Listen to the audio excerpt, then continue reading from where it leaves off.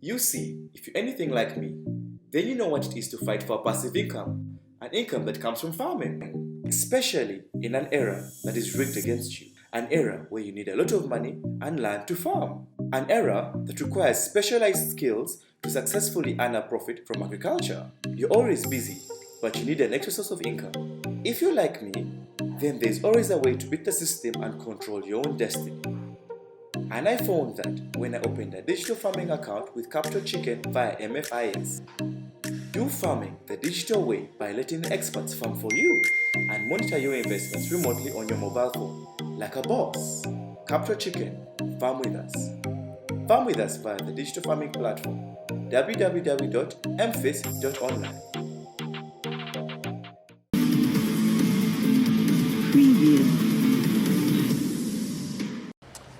Wewa nkwaniriza omulungi atugoberera atulaba mu mbeera yonna eya social media platforms zaffe eza CBS okuli Twitter handle okuli Instagram okuli Facebook ne YouTube CBS FM UG tukwebaza nze kana kulya Rajabu Bogere ensonga ziba za bya mizanyo program Sports Kalaso yebegguse nga tutune ebyemizanyo ebyenjawulo tutambula ne banaffe aba Capital Chicken. Kampuni eno njikutegeeza bulijjo nti yakakasibwa yatongozebwa era yesigibwa omulimu yo erunda nkoko. Oyinza okubeera eyo nga wandyetaaze okulunda enkoko naye ng'oli wafunda, wandyetaaze okulunda enkoko nga toyina budde, wandyetaaze okulunda enkoko nga tobitegeera byakulunda nkoko, wandyetaaze okulunda enkoko ng'ozaagala naye mu koowe erya bizinesi ery'okukola ensimbi nga totegeera nnyo kibalo kya nkoko. Wano Capital Chicken weeyingiriramu neba nga ate byonna byonna ebibuuzo esobola okubiddamu so nga ate naawe ayagala okulunda obukoko obutuba bukuguza bulungi nnyo. Ayagala enkoko ey'okulya, ayagala enkoko ez'omukolo ezituuse, balunda enkoko basitundira ku myezi 5, kitegeeza nti enkoko eyo eba ekuze bulungi, tebaamu ddaga, tebaamu gayiso, oba oli enkoko etuukiridde okuva bannaffe aba Capital Chicken. Balina amatabi 2 nno, wano Kamwokya wano bayitawo ku Kanjokya Street webali, so nga ate era na wano mu masekati g'ekibuga ekizimbe bakiyita nyumba kubwa era balinawo ettabi bannaffe aba Capital Chicken. So benkuzigirira ekikwatagana n'enkoko, olowooza kulya nkoko, okugula nkoko, kulunda nkoko, byonna bannaffe abo aba Capital Chicken kyekyokuddamu kyo. Kati nno olwaleero tuvudde mu weekend y'emipiira gy'amasaza ga Buganda. Ebbugumu lyeyongedde. Twali tulaba omupiira ogwokubiri eri amasaza ago nga bazannya omupiira ogwokubiri. Era gye byaggwereddemu abaddemu ebikangabwa ebyeyolekedde mu mpaka z'omwaka guno. Kitegeeza nti bwe liba bbugumu na kuvuganya okweyongedde mu mpiira gino ate 2023 agenda kubeera wanjawulo. Lwaki? Nti ng'ogyeko omupiira ogwaggulawo ogwa Busiro ne Mawokota gwe yawangula eggoolo 3-1, twazzeemu okulaba ttiimu ezaggulawo mu nsiike. Busiro yagenze ekabula, yagujjeeyo, baakoze maliri ekabula. Kitegeeza emipiira ebiri balina akabonero kamu. Mwakotegezezaako maintaininga kwaba wangula omupiira ogwasooka na guno baaguwangudde, naye era bw'olaba flow y'omupiira nti ogwa Busiro gwayanguwamukko okusinga ate gwe bazanye n'eggomba wali ebuwama, ogw'ebuwama gwakalubyemukko. So olaba nti omutindo gweyongeddemukko ogwa ttiimu endala, nti tewaliwo fuula bya kikwate nti ke yawangula eno yawangudde eno yagenda kukola bw'ati agenda kukola bw'ati. Ekyokulabirako ekirala olabira nti omutindo gw'emipiira gy'amasaza 2023 guli waggulu nnyo naddala mu nsamba. Ebirala biyinza okuba nga ate bikyabulamuko omutindo naye mu nsamba wali ku kisaawe. Abaalaba omupiira gwa Kyaggwe nga baggulawo ne Buluuli, Kyaggwe yagukwata nnyeemu. Kyaggwe yagenza okutinattina okugenda ekkooki. Ekkooki gwalumidde mu bizibu kkooki byebaddemu era byekyalimu. Ate tosambira wano, ate kola bwoti, abavuka ne basigala nga bali wamu bakkuba kapiira. Era gwagenze maliri ga 0-0, Kyaggwe ng'agenzeyo. Newankubadde nti Kyaggwe ya maintains unbeaten run, tebannakubwamu bakoze amaliri n'okuwangula omupiira balina obubonero buna. Naye kati fe abaira omutindo ogwo gw'oba oyolesa, kitegeeza ne kooki yalabise bulungi. Ate abajjukira kooki yasamba Buddu ng'amukuba 2 bwere na kibagamba nti just kyali kye tuyita pedigree.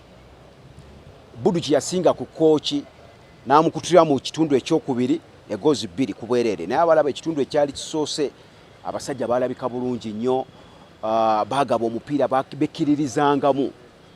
paina captain oyo Sembatya ng'alabika bulungi nnyo n'omupiira so just yali pedigree cutting edge nebanga yabulamuko ne babanga ate baba ku omupiira wali mu second half ne gubanga gwagenda bwe gutyo kati Bululi gye bakuba goal ennyanga kyagwa mukuba bwe yakyaziza Kyaddondo Bululi yawangula omupiira ogwo goal mu kubwerere olaba ekiri mu masaza mulimu ttiimu ezivumbeddemukko ne mulimu omutindo w'ogulabira nti mbutuufu buli kadde akayitawo omutindo gweyongera ttiimu bagikuwa omupiira guno neddeyo ku drawing board nekola homework waayo neyeetereza edde ekyuse nga n'okaluba ekaluba ng'oggyeko Mawokota yawangudde emipiira gy'ebiri ogwasooka ng'akuba Busiro ogwaggulawo ne gwe yakubye Gombe goal emu ku bwereere essaza eddala lyeryabweekula beeterezezza nnyo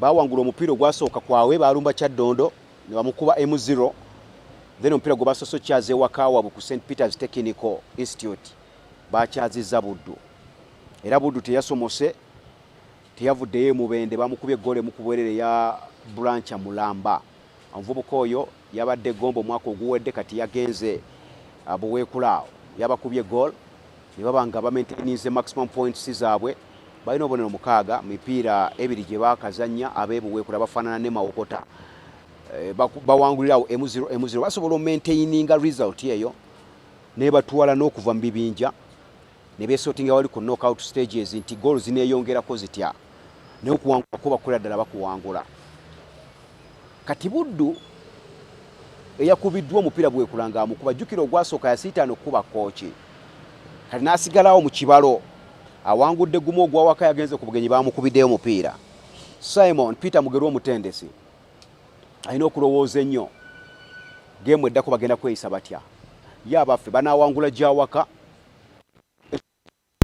bwebanga strategic plan yaabwe kuwangula mipiira gyawaka 5.15 teziba ntono nnyo zikusobozesa okuba nga atova mu kibinja naye omutindo gubanga gulumiramukko olowoozamuko nti ttiimu nga bwekuleba ekkubidde ewaabayo emubende tomanya eba ne potential ekukuba era yakuloozaako dda tekutya tewaba fear factor ebeesobola okujja ne kuliikwawe Masaka nekkuba omupiira omulamba olwo ekibalo kye kyowangulira waka wokka n'ekyokuwangula emipiira 5 okuŋŋanye points 15 kiba kizeemu kigoye weezinge ebyo bibuuzo weebiri byetaaga ansa zaabyo okubiddamu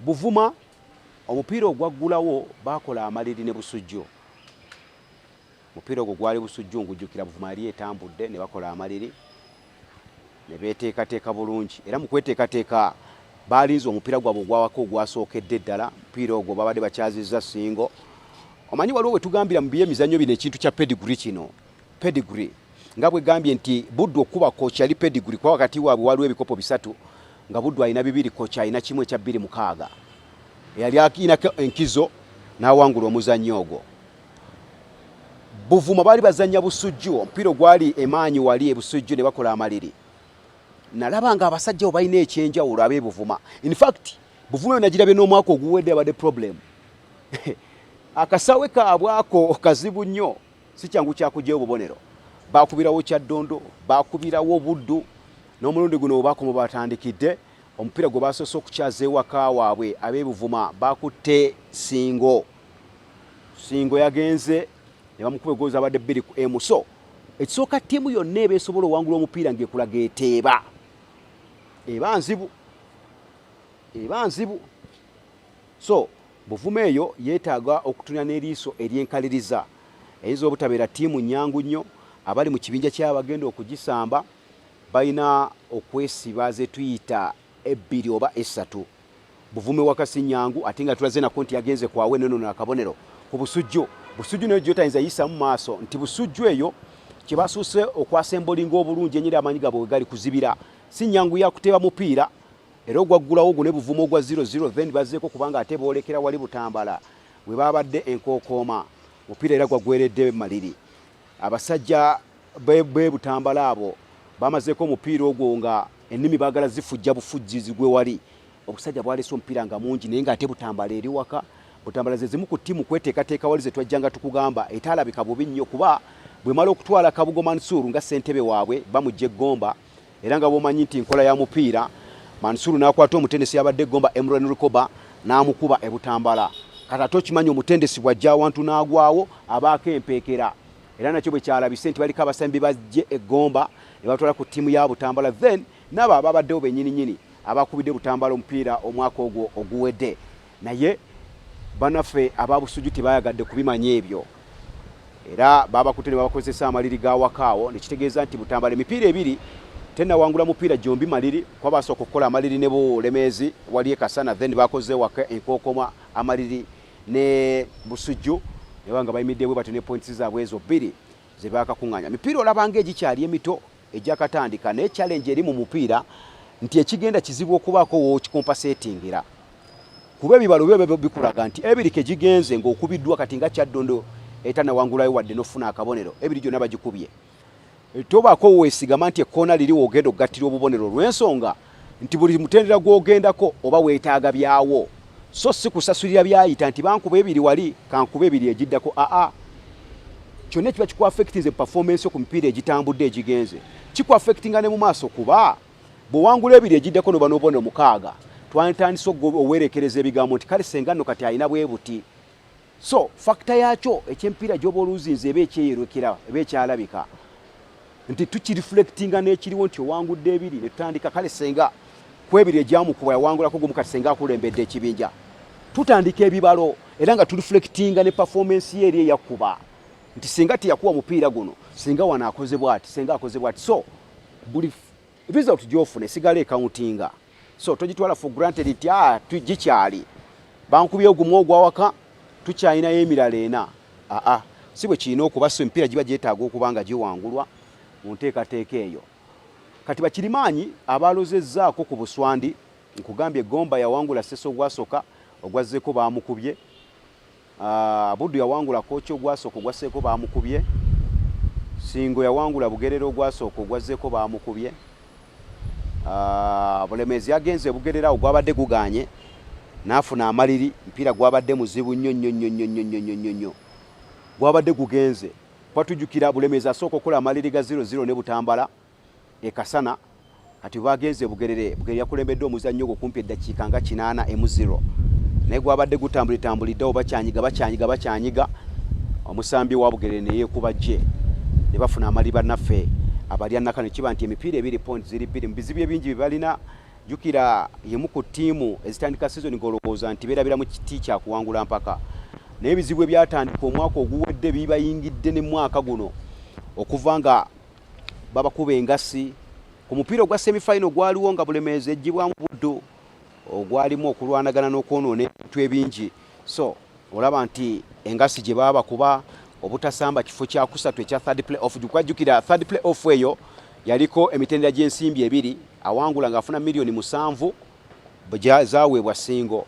abakubiddwa afuna milioni 5 kati olw'okubona bali bamu disqualifyinze mu mpaka z'omwaka ogwo n'ogwo omukisa gw'ofuna obukadde obutaano teyabufuna kwatandikira ate nga alina engasi gy'agenda okuteeka mu kakiiko gy'alina osasula kati ebyo nange obitadde ebbali Bulemeezi beesanga ng'ekimu ku binozo byakyasiza okufuna ebizibu ennyo kwe kubawera emipiira 3 egyawaka ekasana nga temuli bawagizi Bulemeezi gasaza gakunga abawagizi ku lunaku lw'omupiira ne bakola wakati wa milioni 5 ku 6 makidemu yokayoka bweti kati omuntu nga emilioni 6 oba 5 ozimusubiza mipiira 3 tagenda sobola kuzifuna bwe bukadde nga 15 ku bukadde 18 bwaba tagenda funa mipiira egy'esatu esigala already factor atenga okimanyi nti kati omupiira guli expensive okuteekamu kikulu nnyo mupiira gwa kuvujjirira kati avenues zonna ezimusobozesa okubanga ataafuna sente okuperfectinga no performing okusigala mu kiti kyetubaliramu bannaffe abo aba Bulemeezi kiba kiyiise so weŋŋambidde nti bw'aba alina obubonero bubiri nga akyalinainze defeat nze muwa credit ku bizibu byemmanyi byayitamu okwasembolinga obwasembolinzi ttiimu naye nga osoose fulumya nsimbi tolina wadde 10 kyoyingiza si kya muniino kuba ttiimu wano weeziri ezitalina na factors Bulemeezi zeerina naye ng'olaba bakola ddala bubi ttiimu z'abalemye okwasembolinga balabika bubi nnyo kati nze Bulemeezi njiwaawo credit tulinze weekend mwe tugenda okulabira emipiira ogwokusatu ogwa buli ttiimu olw'omukaaga n'olw'essande gijja kubeerayo abali okumpi n'ebisaawe by'amasaza gamu mugende mubeere ng'ate mugawagira tomanya nsuubira wajja kubaawoko okwebbulula kwa ttiimu ezimu ezaakubiddwa zijja wangula emipiira ezawangudde waliwo ezijja okkubwa mujja kubaamu amaliri nga bw'omanya nti omuzannyo gw'omupiira gukolebwa ebintu bisatu: kuwangula, kuwangulwa n'okukola amaliri. So ye wrap up eyo ey'emipiira gy'amasaza ga Buganda nga bwe yatambudde. Abantu beesabudde akapiira, abantu bagezaako okulaba ng'ate omutindo gwongera okuba ng'ate gusituka.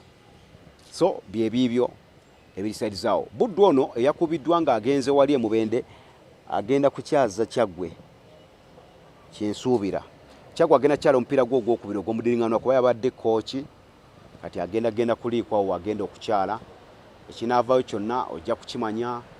Kyaddondo agenda kukyaza kooki wali Combs Darren.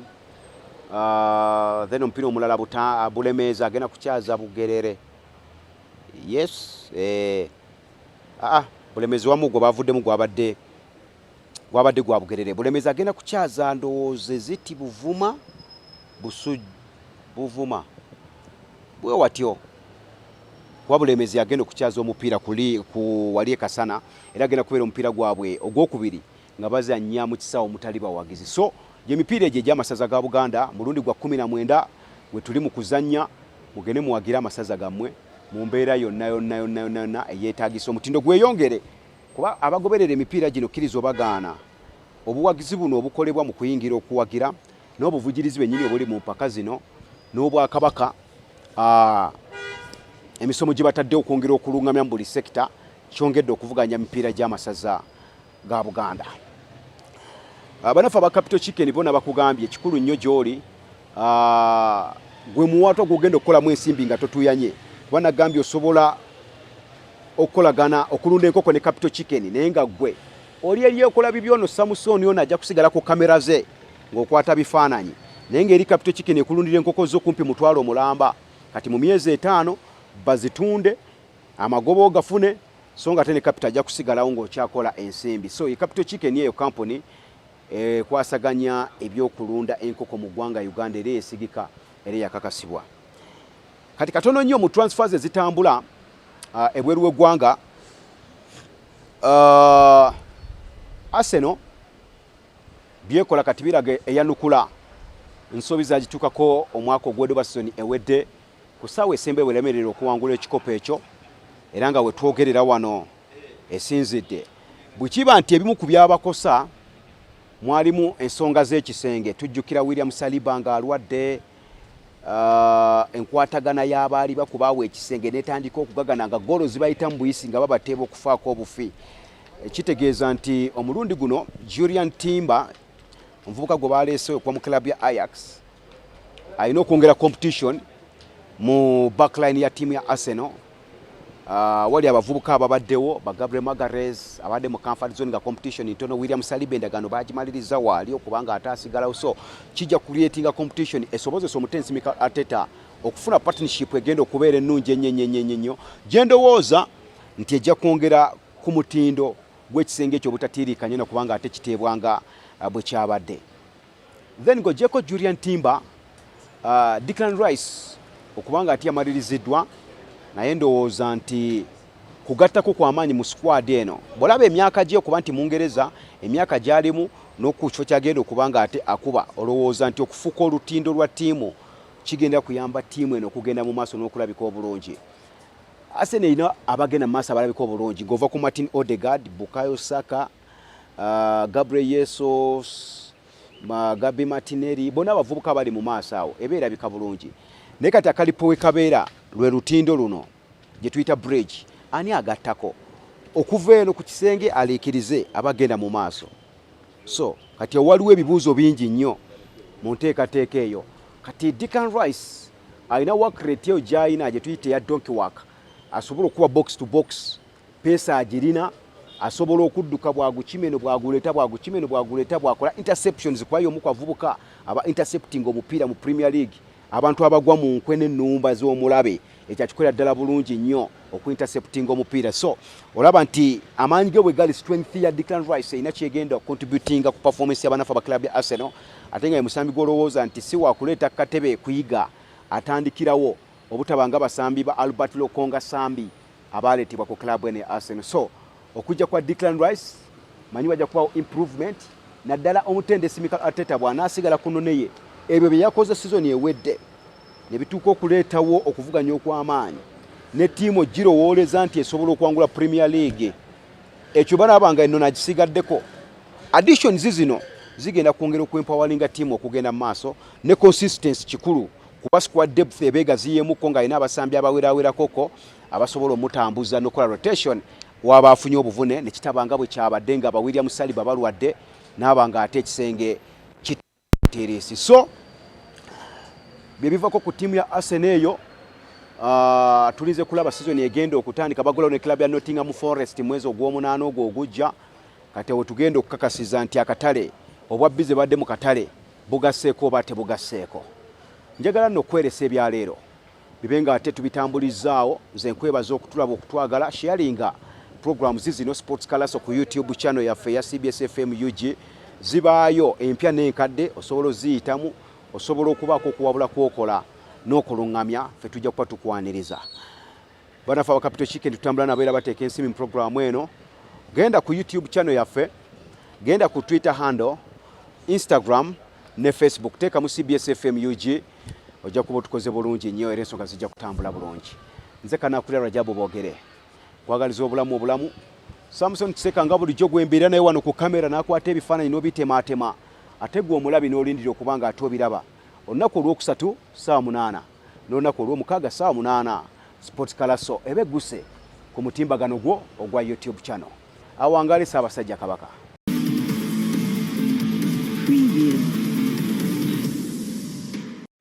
You see, if you're anything like me, then you know what it is to fight for passive income, an income that comes from farming, especially in an era that is rigged against you, an era where you need a lot of money and land to farm, an era that requires specialized skills to successfully earn a profit from agriculture. You're always busy, but you need an extra source of income.